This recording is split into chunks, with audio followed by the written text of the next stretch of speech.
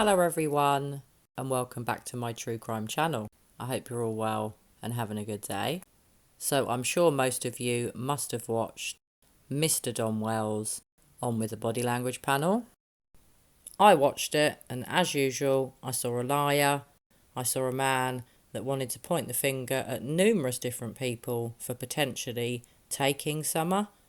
I just saw a hot mess. So I'm not going to comment too much on Don's body language. I will leave that for the panel to do in their follow-up video, which I'll be really interested to see. I've got to say, I didn't agree with the body language panel on their initial assessment of Don and Candace from one of the first media interviews that they gave. They didn't really say that they detected guilty knowledge, whereas I did. So I do differ with the panel's views of that first interview that Don and Candace gave. But I'll be very interested to see if Scott and Greg's opinion of Don has changed and whether anyone on the panel detects deception from him. So I would like to go over numerous things that I thought were odd. And let's face it, most of it was quite bizarre. Numerous red flags were flying for Don. Whenever I watch that man, my little red flag comes out and I wave it for him. I could just keep waving it constantly, guys, because he kept coming out with the clangers. So we'll start with one of the most shocking ones to me. It may be small, but let's face it, we've all heard the story from the beginning. Me, my mother, and Summer, this is Candace by the way, were planting flowers in the garden. Hands were washed and Summer was given candy from her grandma. According to Don, in the interview with the panel, Candace gave Summer the candy. Well, that's quite a change in story. Especially as Don and Candace have always maintained the story about planting the flowers in the garden, Summer washing her hands, getting a piece of candy from Grandma, then going in to see if the boys wanted to play, and obviously, apparently, as we've been told, going down to the basement into her bedroom to play with some toys. Now, I do find it really weird that Don majorly slipped up and said that Candace gave Summer the candy, not Grandma. So that's red flag number 1 for Mr. DonWells. Red flag number 2. Again, these are quite small things, guys, but to me, it just shows you that Don has a bit of a weird memory. Certain things he remembers, certain things he can't. He was asked how old his sons were. He seemed to be able to say at least one of their ages, and then he said he thinks one of them might be 10. I don't mean to be rude. It shouldn't matter how many kids you've got. He has got children from other relationships. Surely he should be able to remember their ages, especially the younger children, the ones that up until recently all lived with him and Candace, but no. Don can't even remember how old his sons are, which I find pretty shocking. So the fact he can't remember his sons' ages is red flag number 2. Red flag number 3, and I'm not doing these in any order, guys, of priority to me of how much of a big red flag.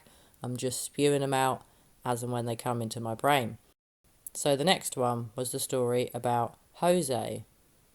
According to Don, previously on an interview, I believe it was a phone call that he did with Chris from the interview room, Don claimed that the police were called because Candace's mother, Candy, or Grandis, called the police because things got very heated and Don pushed Candace over. Now Don admitted to doing that with Chris from the interview room, but in his version to the body language panel, he doesn't say that. Don claims that there was a bottle on the side, a bottle that he maybe had been drinking out of, and that he was going to hit Jose over the head with it. Apparently there was a bit of a scuffle, and that's why the police were called. Something about a gun in his car was mentioned as well, but no mention of pushing Candace over. I found that highly interesting, especially as the panel asked if there'd been any violence within their relationship, and Don didn't admit to the incident that we're all aware of that's actually on file with the police, where apparently he assaulted Candace, and yet he doesn't want to talk about that. He doesn't even mention her being pushed over. He just talks about how he wanted to bottle Jose. So, more BS from Mr. DonWells. What's new? So that's red flag number 3 for Don. Red flag number 4. Don constantly answered questions with, I don't know, and I can't remember. He also said throughout the interview as well, you know, quite a lot. When he does that, I think he's trying to convince the people that are interviewing him that he's telling the truth. But I see past that. All the I don't knows and I can't remembers, conveniently, are always to the really difficult questions. But to me, that's yet another red flag for Don. I think I'm probably going to start losing count, guys, but I'm pretty sure that was red flag number 4 for DonWells. Red flag number 5. Constantly blaming others. When asked who did he think might have abducted his daughter, he gave a load of old hogwash, but throughout the interview he had a go at loads of people. He blamed Chris McDonough, he blamed his stepsisters, he blamed the local drug dealers, he blamed Hunter and Ali. He also blamed the man at work that he sacked the day before Summer disappeared, pretty much pointing the finger at all of those people, including people that might have viewed Summer in videos that Candace uploaded to TikTok, and was basically insinuating that all of them people, and perhaps people from watching TikTok videos of Summer, might have something to do with Summer's disappearance. How can Don blame that many people for his daughter's disappearance? It seems ridiculous to me. He also forgot to mention that the row with Hunter and Ali and their family predated Summer going missing. There'd already been a falling out over this Jose character, and there was already bad blood between the two families. But funnily enough, Don didn't want to mention that. Red flag number 6. Don was asked about the basement where Summer disappeared from by Greg and Scott. He was also asked what was outside it. And yet again, he victim blamed his sons by saying that often the boys didn't lock the door. Really, Don? They're just children. It's up to you and Candace to lock the goddamn door. Wow, how deluded can this man get? It just gets worse on a daily basis. He's so attention hungry. I couldn't believe it when I heard that Don was the one that asked to do the interview with the panel. It wasn't the other way round, which is what I'd presumed. Wow, I should have known better. Don loves the limelight. I think personally, because the Gabby Petito and the Brian Laundrie case is so huge at the moment, the limelight's been took away from him and he cannot speak out enough. He's been speaking to Cher again, he's back on Facebook uploading videos, quite weird videos, and he's been doing interviews on TV with a news station in America. So he's been pretty busy over the past week. I must say, I have watched this interview with the panel more than once now, and I'm going to watch it again, because every time I watch it, I see yet more red flags, I hear more lies, and more deceit. So I'll stop with the numbers of the red flags now, guys, because as you can imagine, if you watched it yourselves, there are many. I'm not going to go into his body language too much, but one thing I did notice, as per usual, his blink rate was through the roof. And not only that, whenever he speaks about Candace, most of the time, his baseline seems to be to touch his face. Most of the time around his eye and nose area. That definitely says to me there's something not right with their relationship. To me, that is weird. I mean, how one man can have so many theories about what might have happened to his missing daughter, I don't know. One minute it could be Hunter and Ali's fault, the next the local dealers, then it's someone that he worked with that he sacked. I mean, is he on this planet? I don't know. He just seems to want to throw shade in as many people's direction as possible, but yet he just doesn't tell the truth. I still don't think that Don necessarily hurt Summer, but I do still think that he has guilty knowledge, and I still feel that something happened when Summer was in Candace's care. Now obviously guys, you know that I've said many times before, I hope I'm wrong. I pray that I'm wrong. I think about Summer every day. I hope and I pray that that little girl is going to be found safe soon. Sadly, I do not think she is going to be found safe. I wonder if she's ever going to be found. If she has passed away and something awful has happened, whether it's a murder, whether it was an accident that was covered up, I hope SummerWells gets the justice that she deserves, and I hope and pray that she is found soon. I mean, soon enough, it's going to be 4 months since Summer disappeared. We never really hear from her mother Candace, which I find very weird. I don't think she likes doing interviews. I don't think she loves the limelight quite like Don does. Or perhaps it's because, in my opinion, she's worried that the truth about what really happened to her missing daughter might just slip out.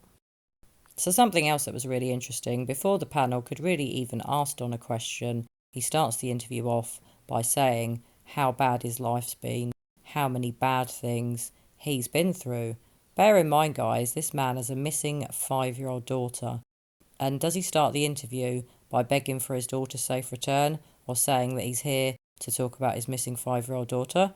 No, Don does not do that. He just wants to talk about poor me. That was yet another red flag. I thought I'd finished with them, but obviously not. DonWells is just a walking red flag. In fact, I've said in one of my other videos, there's not a big enough red flag in the world to weigh for Don and his lies. I wonder if we timed Don's answers to Greg and Scott's questions, how much time did he actually speak about his missing daughter, and then weigh that up to how much time he spent talking about poor me, poor DonWells, slagging off members of his family, slagging off Chris McDonough, slagging off pretty much everyone that he possibly could. And did you once hear him plead to the abductor to return his missing daughter? No, don't be silly, guys. Don ain't got no one to plead to, because he knows what happened to his daughter. And I doubt I ever will believe that Summer was abducted. I believe the family have covered up something. I don't know if it was an accident or a murder. I do suspect it was an accident. And I really do wonder, did it happen at the house or at the swimming hole? I've always wondered which one, and I'm starting to veer towards the house. Perhaps the accident really did happen at the house after Hunter, Candace and Grandma had been at the watering hole. Maybe Candace was not watching Summer. Maybe this whole story about the flowers, the candy, is all a load of BS. And maybe something else happened that they're just not telling us. Well, I'll be watching this interview with the panel a few more times. I'll bring you more thoughts and views on it in another video on another day. But I just wanted to give you all my initial reaction to it. And as usual, I just heard more lies flying out of DonWells' mouth, more BS, and no urgency, as usual, to find his so-called missing daughter. So please share your thoughts with me. Let me know what you think. Did you watch the interview? Did you think Don was lying? Were there any things that you noticed that I've not mentioned? Did you notice the things that I have mentioned? Did you think it was a really interesting watch? I sat and watched it whilst eating my dinner, and I must admit, I couldn't concentrate on my dinner. I was shouting and saying to my boyfriend, what planet is this man on? Because clearly he's not on the same one as me. So as I said, guys, pop your comments below, share your thoughts with me. I'd love to discuss this with you. Do you think Don is fame hungry like I do? Do you think that he can't stay out of the limelight for very long? Do you think maybe he's a bit sad that his daughter's case is not the biggest case in the world or on YouTube at the moment? Well, anyway, guys, I hope you've enjoyed my video today. I hope you'll be back with me for my next video.